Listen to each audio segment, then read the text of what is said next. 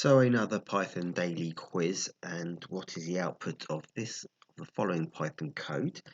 And the options are number 1, which is 5, option number 2, which is 8, option number 3, which is 10, and option number 4, which is 12. And the actual code starts on line 14 here, where we define a function, and it says define function add numbers, and the two inputs are a and b, and the result is just a plus b, like this over here. So and that's at least what's returned from the function. So when we do this result, we do add numbers, and we get the add numbers of 3 and 4. So that will be 3 plus 4, which is 7.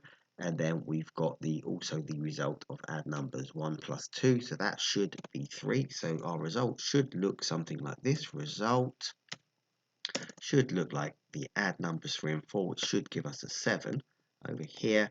And if we just move across and put the plus just underneath, this add numbers here should return us a 3. So we are left with 7 plus 3, which equals to 10. And we can just run this piece of code now to check that our result is the correct result.